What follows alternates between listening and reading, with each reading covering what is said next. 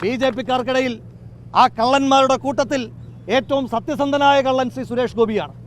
അദ്ദേഹം പലകുറി കേരളത്തോട് പറഞ്ഞതാണ് ഈ തൃശ്ശൂർ ഞാനിങ്ങ് എടുക്കുകയാ എന്ന്. അന്നേരമൊന്നും നമ്മൾ വിശ്വസിച്ചില്ല. നമ്മൾ വിചാരിച്ചു അതുപോലെ ശ്രീ സുരേഷ് ഗോപി എന്തോ വിടുവായിത്തം പറയുന്നതാണ് എന്ന്. പക്ഷേ അദ്ദേഹം ആ കള്ളന്മാർക്കിടയിൽ ഏറ്റവും സത്യസന്ധനായ കള്ളനായതുകൊണ്ട് അദ്ദേഹം പറഞ്ഞു വെച്ചതാണ് ഞാൻ ജയിക്കുകയല്ല കട്ടെടുക്കുകയാണ് എന്ന്. ഉപദേശം കൊള്ളാം വർമ്മ സാറേ, പക്ഷെ ചെറിയൊരു പ്രശ്നമുണ്ട്. യൂത്ത് കോൺഗ്രസ് വ്യാജ തിരിച്ചറിയൽ കാർഡ് കേസിൽ വ്യാപകമായി വ്യാജ കാർഡുകൾ നിർമ്മിച്ചെന്ന് മുഖ്യ തെരഞ്ഞെടുപ്പ് ഓഫീസർക്ക് റിപ്പോർട്ട്. പല രീതിയിൽ പലയിടങ്ങളിൽ കാർഡുകൾ തയ്യാറാക്കി. വ്യാജ കാർഡുകൾ യൂത്ത് കോൺഗ്രസ് തെരഞ്ഞെടുപ്പിൽ ഉപയോഗിച്ചെന്നും റിപ്പോർട്ട്. പ്രതികളെ കണ്ടെത്താൻ വിശദ അന്വേഷണം ആവശ്യമെന്നും പോലീസ്. അതിനിടെ വ്യാജ തിരിച്ചറിയൽ കാർഡ് കേസിൽ സംസ്ഥാന അധ്യക്ഷൻ രാഹുൽ മാങ്കൂട്ടത്തിൽ തിരുവനന്തപുരം മ്യൂസിയം സ്റ്റേഷനിൽ ഹാജരായി.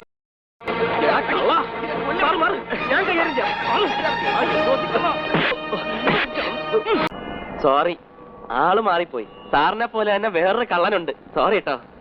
അയ്യോ, എന്താ രാമേന്ദ്ര പ്രശ്നം കേട്ടോ ബാലു? തൃശ്ശൂരിൽ ഉന്നയിക്കപ്പെടുന്ന ആരോപണങ്ങൾ ശരിയായി അന്വേഷിക്കേണ്ടതാണോ? അന്വേഷിക്കേണ്ടതാണ് എന്ന കാര്യത്തിൽ തർക്കമൊന്നുമില്ല.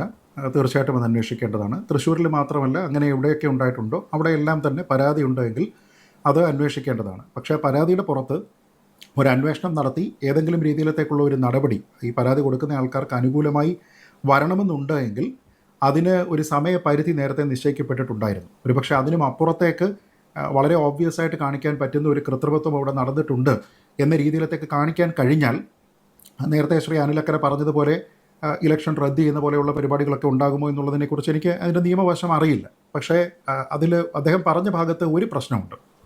കാരണം നമ്മുടെ ജനപ്രാതിനിധ്യ നിയമം അനുസരിച്ച് ഒരു ഇലക്ട്രൽ രജിസ്ട്രേഷൻ ഓഫീസറിനോടോ അല്ലെങ്കിൽ ചീഫ് ഇലക്ട്രൽ ഓഫീസറോടോ നമ്മൾ പരാതിപ്പെടുന്നു. ആ പരാതിപ്പെട്ടതിന് ശേഷം ഒരു പ്രയോജനവും ഉണ്ടായിട്ടില്ല എങ്കിലും ഗുരുതരമായിട്ടുള്ള ഒരു പ്രശ്നം ഇലക്ഷനുമായി ബന്ധപ്പെട്ട് ഉണ്ട് എന്ന് തോന്നുകയും ചെയ്തു കഴിഞ്ഞാൽ ഈ ജനപ്രാതിനിധ്യ നിയമം ഉപയോഗിച്ച് തന്നെ കോടതിയെ സമീപിക്കാവുന്നതാണ്.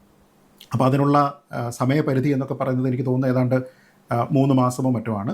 അതോ 45 ദിവസം, 1.5 മാസമോ അങ്ങനെ എന്തോ ആണ്. അത് സെക്ഷൻ 81 എന്തോ പറയുന്നുണ്ട്. ആക്ടിൻ്റെ 80 പറയുന്നുണ്ട് ഇലക്ഷൻ പെറ്റീഷൻ കൊടുക്കാം ഹൈക്കോടതിയിൽ എന്ന് തന്നെ കൃത്യമായിട്ട് പറയുന്നുണ്ട്. അപ്പോൾ അത്ര ബോധ്യമുണ്ടായിരുന്ന കോൺഗ്രസ് എന്തുകൊണ്ടാണത് ചെയ്യാതിരുന്നത് എന്നുള്ള ഒരു ചോദ്യത്തിന് ഈ മറുപടി മതിയാവില്ല എന്നുള്ളതാണ് ഒരു കാര്യം. എനിക്ക് മുമ്പ് സംസാരിച്ച മഹത് വ്യക്തിയുടെ അഭിപ്രായങ്ങളോട് 100% ഞാൻ യോജിക്കുന്നു.